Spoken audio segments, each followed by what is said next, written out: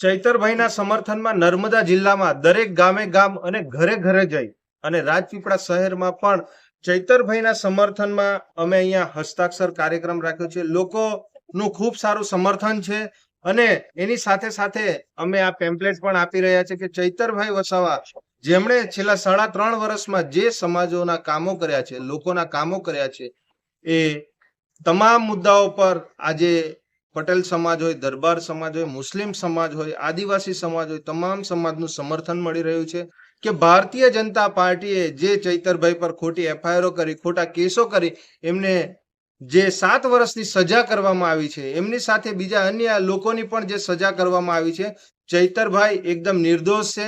એમને ખોટી રીતે જે એમને ડરાવવા, ધમકાવવા અને એમનો અવાજ દબાવવાનો આ ભારતીય જનતા પાર્ટી પ્રયત્ન કરી રહી છે.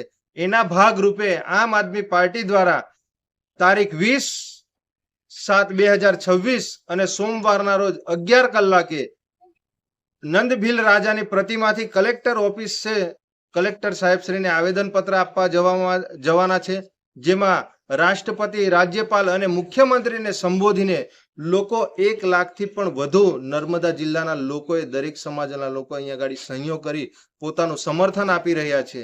તો અમે દરેક ગામે ગામ અને દરેક ઘરે ઘરે આ અમારી તમામ ટીમો એ ફરી રહેલી છે ચૈતરભાઈના સમર્થનમાં અને સહયોગ કરી રહેલી છે.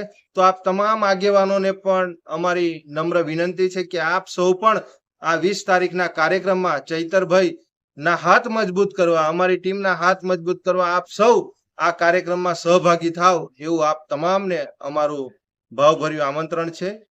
નિરંજનભાઈ વસાવા, પ્રદેશ સંગઠન મંત્રી, આમ આદમી પાર્ટી. તમારી આસપાસ બનતી ઘટનાઓથી માહિતગાર રહેવા અત્યારે જ અમારી YouTube ચેનલ ઝઘડિયા ન્યૂઝને લાઇક કરી, સબસ્ક્રાઇબ કરી બેલ આઇકોન દબાવો. ધન્યવાદ.